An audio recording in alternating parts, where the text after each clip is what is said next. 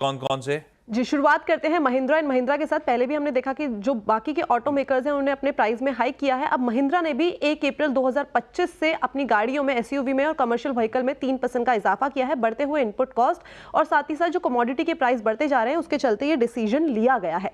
Godrej properties आज आपकी radar पे, बिकॉज बेंगलुरु में कंपनी ने 10 एकड़ जमीन को खरीदा है। प्रोजेक्ट से करीब करीब 2500 करोड़ का एक्सपेक्टेड रेवेन्यू जनरेट होने की भी उम्मीदें जताई जा रही है। डीएलएफ साथ ही साथ रडार पे, बिकॉज एनालिस्ट जो मीट हुआ था उससे कुछ मेजर पॉइंटर्स हैं जो सामने निकल के आए हैं। नई सेल्स की जो स्पीड है वो काफी ज्यादा अच्छी दिखाई दे रही है। अगले 5 सालों में कंपनी का मानना है अप्रोक्सीमेटली 1.14 लाख करोड़ के नए प्रोजेक्ट लॉन्च करने की संभावनाएं हैं।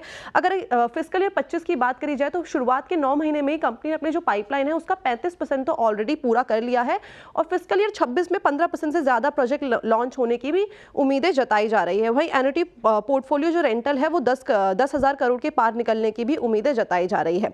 इसके अलावा कुछ सरकारी कंपनियां हैं जो आज आपको रडार पे रखनी है। सबसे पहले एनसीसी, बिकॉज यहाँ पे 1480 करोड़ का कंपनी को बड़ा प्रोजेक्ट मिला है।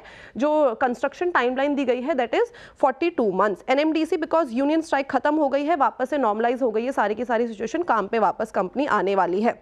पावर ग्रिड आपको रडार पे रखना है, बिकॉज 20 सब्सिडी कंपनियों में हिस्सेदारी को कंपनी ने बेच दिया है। डील की वैल्यू देखी जाए तो 424 करोड़ की है। साथ ही साथ अगर यूको बैंक को इस टाइम पे देखें तो अकॉर्डिंग टू सोर्सेज यहाँ पे एक QIP लॉन्च है जिसके बारे में कंपनी इस टाइम पे बात कर रही है।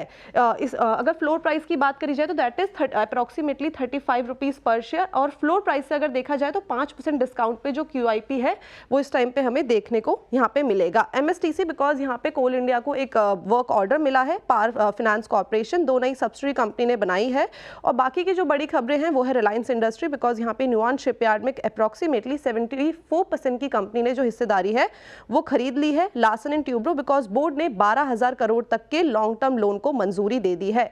अपोलो हॉस्पिटल कीमेड में कंपनी ने अप्रॉक्सीमेटली 11.2% हिस्सेदारी को खरीदा है जिसकी वैल्यू है 625 करोड़ की। इसमें company investment pharma distribution network को मजबूत करने वाली है। तो ये कुछ स्टॉक हैं जो आज आपको अपने रडार पे रखने हैं। ये वो स्टॉक्स हैं जो आज आप अपने रडार पे रखें। 2 ब्रोकरेजेस, एक तो इंटरेस्टिंग आई है गैस कंपनीज पे और एक डीएलएफ पे। हम लोग डीएलएफ बार चर्चा में लेकर आ रहे हैं क्योंकि मैनेजमेंट की कमेंट्री आई है एनालिस्ट मीट से। श्रेया, उसको ब्रोकरेजेस ने कैसे डिकोड करा है? डीएलएफ पर क्या व्यू बन रहा है? देखिए, डीएलएफ पे ब्रोकरेजेस थोड़े मिक्स्ड आए हैं। एक बार पहले मैं टारगेट प्राइस आपकी स्क्रीन पर रख देती हूँ कि वो क्या सोच रहे हैं। जेफरीज ने बाई की कॉल दे दिया और 1000 रुपये का टारगेट प्राइस रख दिया है। आप देखेंगे तो 600 के करीब वो कामकाज कर रहा है डीएलएफ, तो वहाँ से 43% का अपसाइड पोटेंशियल तो फिलहाल जेफरीज को नजर आ रहा है। मॉर्गन स्टैनली ने इक्वल वेट की हालांकि कॉल दी है, लेकिन टारगेट प्राइस उन्होंने भी इंक्रीज किया है। 910 रुपये प्रति शेयर का टारगेट प्राइस डीएलएफ को दे दिया है। एनालिस्ट मीट थी और मैनेजमेंट का जो विजन है फिनेंशियल 2030 के लिए वो सामने रखा उन्होंने। उनका मानना है कि फिनेंशियल 2030 तक मुनाफा यानी कि प्रॉफिट आप देखें और कैश फ्लो वो 2 गुना हो सकता है। वहाँ पे डबल डिजिट की ग्रोथ एक्सपेक्टेड है। इसके बाद आप देखिए रेंटल्स में तो 1000 करोड़ की कमाई वहाँ पे संभव है, जो कि एक पॉजिटिव ट्रिगर है और इस पूरे स्पेस को, इनफैक्ट पर्टिकुलर काउंटर डीएलएफ को देखिए वो पसंदीदा बना रहा है। और ज़्यादा कैपेक्स के बावजूद आप देखें थोड़ा तो EPS, DPS और CF बढ़ सकता है, ये मानना है। अब जैसा कि आपने मेंशन किया, सिटी की रिपोर्ट आई है गैस कंपनीज को लेकर, माफ़ कीजिएगा CLSA की रिपोर्ट आई है। वो क्या सोचते हैं एक बार आप के सामने वो रख देती हूँ।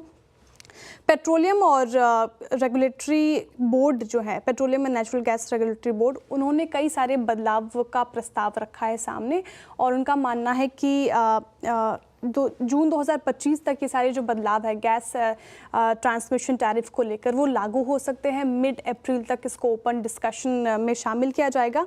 इससे क्या होगा तो नए नियम से IGL और MGL के जो ऑपरेटिंग खर्च हैं, ऑपरेटिंग एक्सपेंडिचर, वो घट सकती है।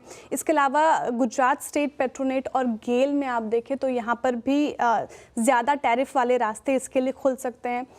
लेकिन जो कंपनियां गैस का ज़्यादा इस्तेमाल करती हैं उनका कॉस्ट बढ़ जाएगा। तो ये कुछ काउंटर्स जो आपको रडार पे रखने हैं।